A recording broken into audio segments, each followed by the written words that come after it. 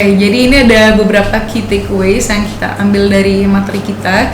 Yang pertama adalah compromise. Maksudnya compromise itu adalah kalian ingat tujuan utama kalian untuk berkuliah itu apa? Pasti kan belajar nggak sih? Belajar mengerti pelajarannya, terus yang bisa ngebimbing kalian meraih cita-cita. Kayak lebih kayak ke balance kali ya. Iya, kayak kuliah iya, tapi kepanitiaan atau organisasi juga iya, tapi harus dengan apa ya? Komit gitu untuk bisa perform oke di kedua hal tersebut. Jadi nggak apa-apa kalau mau ikut organisasi atau kepanitiaan atau apapun itu kegiatan lainnya. Yang penting kalian ingat tujuan utama kalian berkuliah itu untuk apa gitu. Terus yang kedua adalah potential, performance, dan self-existence. Nah, karena yang kayak aku dan Anggi bilang, discover yourself, know yourself, kan pasti di sana kalian akan melihat nih, udah bisa ngelihat kan potensial kalian kayak gimana, potensi-potensi kalian gitu. Terus gimana Gi? Nextnya potensial? Iya kan. Ayo dong. Karena nih teman-teman. Iya. Kan udah tahu nih potensialnya kayak gimana, dan yang tadi udah kita bilang juga sih harus perform di setiap mungkin kepanitiaan atau di organisasi yang udah kita pilih. Nah, cuman kalau menurut kita jangan sampai misalkan kalian udah perform nih, cuman kalian hanya mungkin orang-orang tuh kurang aware kalau itu tuh hasil karya kalian. Jadi menurut aku tuh menurut kita kalian tuh harus bisa lebih istilahnya kalau anak zaman sekarang tuh kayak lebih eksis gitu kali ya, kayak lebih menonjolkan diri kalian, kayak lebih pede aja dan lebih bangga kalau itu tuh hasil karya kalian sendiri. Jadi biar kalian tuh bisa direken juga sama mungkin kakak-kakak kelas kalian atau dosen-dosen kalian, direken gitu loh, kayak potensinya, performance-nya ternyata dia bagus nih. Dimana nantinya kan itu juga akan ngelit ke opportunity baru kan ke depannya sama koneksi sih jadinya. Tapi ingat guys, tetap humble, be humble. Oke, tetap humble.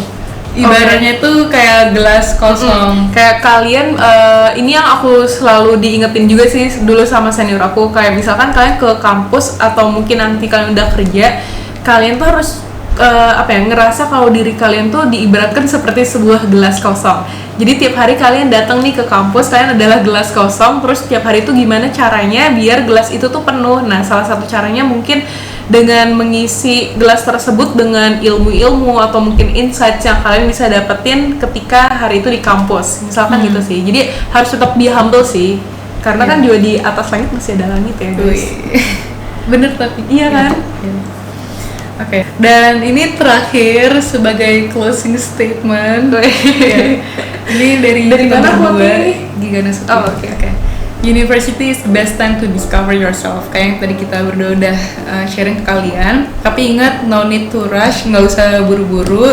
Take a walk and enjoy the process. Karena yang paling matters itu sebenarnya prosesnya nggak sih? Yes. Ya, bukan hasilnya.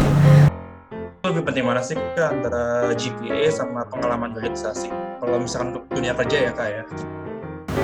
Yang paling penting adalah lebih ke pengalaman organisasi sih, tapi bukan berarti GPA nggak penting. Karena kalau kalian daftar tempat kerja, terus HR-nya ngeliat kan ada GPA kalian bagus nih, tapi ada dua kandidat. Yang pertama, ada dua kandidat dengan GPA yang sama-sama bagus. Yang satu punya pengalaman magang, yang satu nggak punya pengalaman magang. Pasti orang HR itu juga pasti akan tertarik sama ini nggak sih, orang udah punya pengalaman magang, karena berarti si orang ini udah bisa menunjukkan bahwa dia itu bisa bekerja sama orang di dunia profesional gitu. Mungkin buat nambahin, kalau aku tuh selalu ini sih dapat infonya kalau misalkan GPA itu mungkin dia tuh sebagai kayak pintu utamanya kali ya buat kita tuh misalkan masuk atau apply di company tersebut, kayak syarat pertamanya gitu, GPA-nya cukup atau enggak. Cuman paling nanti kedepannya itu kalau menurut aku yang dilihat bener sih adalah pengalaman, karena balik lagi sih, karena yang katanya tuh kan guru terbaik adalah pengalaman, dan semakin banyak kita pengalaman pasti kita akan semakin performnya akan semakin bagus dong ke depannya karena kita banyak belajar nih dari pengalaman-pengalaman kita sebelumnya. Iya. Itu sih. Halo, Anggi Kak Inga, mau nanya dong. Iya. Halo Ismail. Oke, jadi aku ada pertanyaan tentang pendapat Kak Anggi dan Kak Inga. Harus nggak sih kuliah itu secepatnya setelah lulus? I mean, kalau aku kan dari SMK ya, aku tuh udah awal. Sebenarnya bisa aja bekerja gitu, bisa aja kerja. Karena juga dengan pengalamanku di bidang kerja pun selama SMK udah 1 tahun tuh udah sanggup kerja. Tapi apakah lebih penting kuliah dulu atau mending kerja dulu kuliahnya nanti? Itu gimana Kak Anggi dan Kak Inga? Kalau menurut aku sih mendingan kuliah dulu. Karena kalau kuliah tuh kamu pasti akan bisa mendapatkan skill-skill yang nanti bisa kamu asah lagi di tempat kerja, ya nggak sih? Dan kerjaan juga pasti akan datang terus nggak sih, Gi? Iya, kalau dari aku juga menurut aku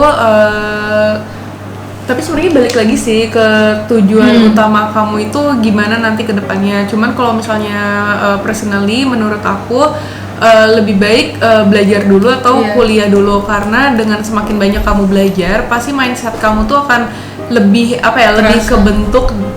kebentuk dan akan lebih bisa berpikiran untuk out of the box gitu sih. Dan kalau misalkan kita lihat ya sekarang kan misalkan let's say kayak company besar nih di Indonesia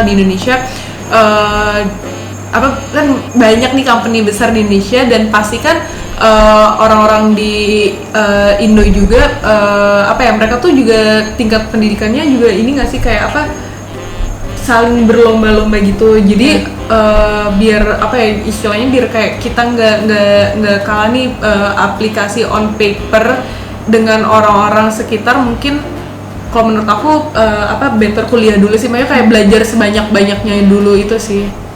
Gitu. Tapi mungkin bisa aja kuliah sambil kerja gitu, why not ya sih? Maksudnya bisa ngatur time managementnya. Karena setahu aku tuh kalau dulu di kampus kita ada kuliah di jam sore, namanya kelas paralel. Dan itu mungkin untuk beberapa orang yang mereka tuh udah kerja, jadi bisa saling nyimbangin waktu. Paginya mereka kerja, sorenya mereka kuliah. Dan satu lagi, kuliah cepat atau kuliah lama itu nggak akan menjamin kesuksesan seseorang sih. Ya, jadi better kuliah dulu. Kan kakak sekarang udah kerja nih, kira-kira menurut kakak ada nggak sih pesan dari kakak buat mahasiswa? Hal apa sih yang nggak boleh dilewatin banget pas lagi jadi maba atau jadi mahasiswa yang menurut kakak nggak efek banget ke dunia kerja sekarang? Oke. Kalau pertama sih dari soft skill dulu kali ya. Dari soft skill penting banget sih menurut aku mahasiswa untuk bisa punya kemampuan soft skill ini. Gimana cara mereka berkomunikasi sama orang, cara ngebangun relationship sama orang, cara kerja bareng di sebuah, kalau kuliah kan di sebuah kepanitiaan atau organisasi atau mungkin di kerja kelompok. Kalau menurut aku perlu banget sih semua orang di masa kuliahnya tahu dan bisa untuk mengasah soft skill mereka. Terus ada lagi nih yang nanya, Kak mau tanya dulu awal kuliah pernah minder nggak sih, ngeliat teman-teman lebih aktif gitu, terus ada saran nggak Kak? Terima kasih. Jujur dulu pas aku awal kuliah aku mindernya lebih ke bahasa Inggris sih, karena balik lagi karena kita berdua kan tiap hari pakai bahasa Indonesia melulu ya, dan kita berdua tuh sebenarnya nggak suka ngomong bahasa Inggris sama orang Indonesia, sama orang Indonesia kan. Kayak kesannya tuh Takut dijudge. Iya, karena judgmental itu sih pas awal-awal banget, tapi semakin kesini kan kita semakin belajar dan berkembang ya gitu. Tapi kalau pertanyaannya Shiva, yang minder nggak sih ngelihat orang tuh lebih aktif, teman-teman kita lebih aktif? Tapi jujur ya kalau aku enggak sih, aku sebenarnya nggak minder ngelihat orang-orang lebih aktif, karena emang tiap orang kan ada porsinya sendiri-sendiri ya. Mereka bisa seaktif apa atau mungkin bisa sekuat apa, banyak ya kan? Bisa mengcope apa yang ada di sebanyak piring apa mereka tuh kegiatannya sebanyak mereka, apa. iya. Jadi aku kalau menurut aku enggak sih, harusnya nggak usah minder, kalian ini aja Fokus sama diri fokus sama kalian. diri sendiri. Jangan melihat rumput tetangga, guys. Iya, jangan melihat rumput tetangga. Benar. Oke, ini pertanyaannya tentang kita dulu. Kita pernah kuliah di luar. Terus hal apa sih yang harus dipersiapkan? Tentunya yang pertama kan pasti ini ya, bahasa kan. Pasti bahasa. Sebenarnya ini kita akan ada sesi lagi sih guys mengenai ini, ya nggak sih? Oke, aku bantu jawab ya. Jadi paling yang harus dipersiapkan tuh dibagi ada dokumen-dokumen sama mungkin lebih ke mental. Iya. Oke, dokumen-dokumen tuh macam-macam sih, tergantung sama kampus kalian masing-masing. Kalau misalkan dulu pengalaman kita, misalkan ada tes bahasa Inggris atau namanya tuh IELTS, ya kan? IELTS, terus nilai-nilainya tuh juga harus mencukupi. Terus mungkin kayak persyaratan paspor, terus apa lagi sih biasanya? Pokoknya kayak lebih ke dokumen-dokumen administrasi gitu sih. Nah, sama satu lagi paling menjawab yang things we wish we knew pas kita mau overseas. Kalau misalnya ternyata aku tuh dulu seneng banget, maksudnya kuliah di luar, dan ternyata aku seneng nih tinggal di sana. Nah, mungkin aku nyeselnya tuh pas aku apply keluar, aku tuh nggak cari tahu lebih banyak gimana sih biar caranya tuh aku tetap stay atau jadi temporary residence atau permanent residence di sana. Itu sih yang aku menyesal, kayak aku nggak lihat opportunity ke depannya pas aku di sana. Lo mungkin kayak aku bisa tetap jadi kerja permanen di sana, gimana caranya. Itu sih paling yang paling aku nyesal.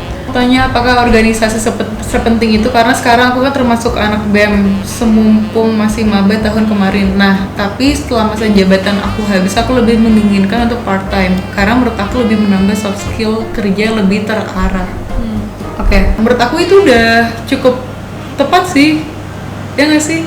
Menurut aku seperti itu udah tepat karena kamu udah sempat ngambil bagian organisasi pas kamu kuliah dulu, terus kan kamu udah tahu nih, udah mulai tahu apa yang kamu pengen mau, jadi kamu udah mulai part time atau magang di tempat kerja kamu sekarang. Jadi menurut aku itu udah tepat sih.